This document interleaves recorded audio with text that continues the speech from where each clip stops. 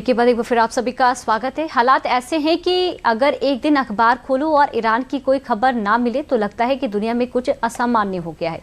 एक बार फिर ईरान अपने दावे के साथ दुनिया में सुर्खियां बटोर रहा है। देखिए क्या है उसके दावे।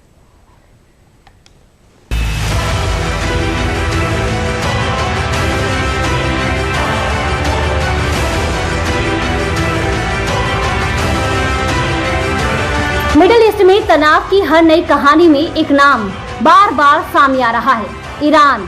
और इस बार तेहरान ने ऐसा दावा कर दिया है जिसने रूस यूक्रेन युद्ध से जुड़े तमाम समीकरणों पर नई बहस छेड़ दी है। ईरान के सैन्य सलाहकार मोहसिन रेजाई के मुताबिक ईरानी सेना यूक्रेन के तीनों ठिकानों पर हमला करने के लिए पूरी तरह से तैयार थी। दावा है कि ऑपरेशन शुरू भी होने वाला था, लेकिन आखिरी पल ही कीव की ओर से कथित माफी मिलने के बाद हमला रोक दिया गया। हालांकि यूक्रेन ने इस दावे की पुष्टि नहीं की है। अब सबसे बड़ा सवाल यही है कि आखिर ईरान और यूक्रेन के बीच ऐसा क्या हुआ कि मामला सैन्य कार्रवाई तक जा पहुंचा। आइए इस पूरे विवाद को समझ लेते हैं।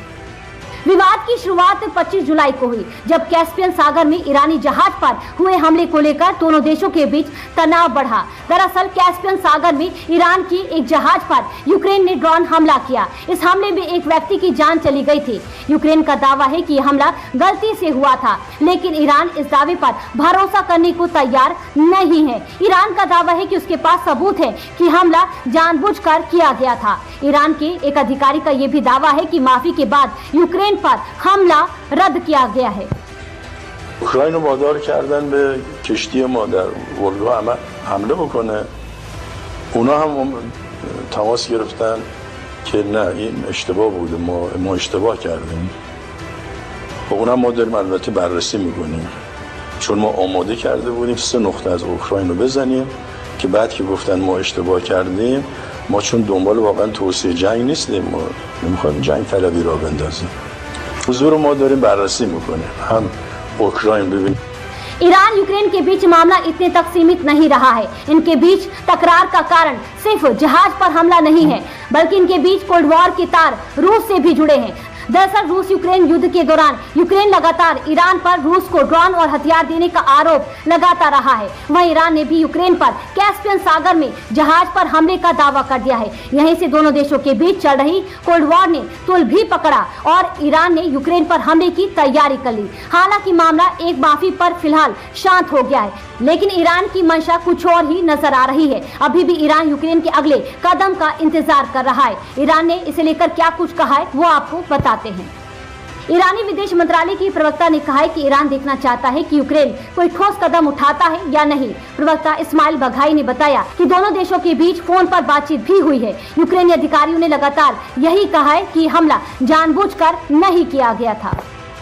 ईरानी विदेश मंत्रालय के प्रवक्ता ने चेतावनी देते हुए कहा है कि तेहरान यूक्रेन को जवाबदेह ठहराने और भविष्य में ऐसी घटना दोबारा ना हो, इसके लिए जरूरी कदम उठाएगा। 25 जुलाई को हुए हमले में एक व्यक्ति की जान भी चली गई थी, जिसके नुकसान की भरपाई की मांग ईरान ने की थी। ये पूरी कहानी ईरान के विदेश मंत्री सैयद अब्बास अराक्ची के पोस्ट के बाद शुरू हुई थी। हालांकि इस पूरे मामले पर यूक्रेन ने साफ कर दिया है कि वह किसी भी हाल में तनाव नहीं बढ़ाना चाहता है। एक तरफ ईरान यूक्रेन पर हमले की तैयारी में था, तो दूसरी तरफ ईरान अमेरिका के साथ अपने रिश्ते अभी तक सुधार नहीं पाया है। ईरान ने अमेरिका के साथ प्रत्यक्ष बातचीत की खबरों को तो खारिज कर ही दिया है और साथ ही कुवैत में स्थित अमेरिका के सैन्य ठिकाने पर ड्रोन अटैक भी कर दिया है, जिसके बाद अमेरिकी राष्ट्रपति डोनाल्ड ट्रंप ने भी ईरान पर दूसरा वर्ल्ड वॉर से भी बड़े हमले की चेतावनी दे डाली है। We're going to hit them very hard yesterday, very, very hard, harder than any attack. I think I can say, General, from a point of knowledge, any attack since World War II. That's pretty big. And we were set to go, and they called. And in addition, Saudi Arabia called, and UAE called, Qatar called. I called from numerous people. I don't want to use the word begging, but some were, in particular, Iran did not want to be hit. And they said, we want to talk. राष्ट्रपति Trump ने जहां Iran पर हमले की चेतावनी देते हुए Iran की बातचीत के प्रस्ताव की जानकारी दी और हॉर्मुज़ पर पूरी तरह अपना कंट्रोल बताया, वहीं दूसरी ओर ईरान ने ऐसे किसी भी दावे से इनकार कर दिया है। फिलहाल दोनों देशों के बीच बातचीत की ना तो तारीख तय हुई है और ना ही जगह।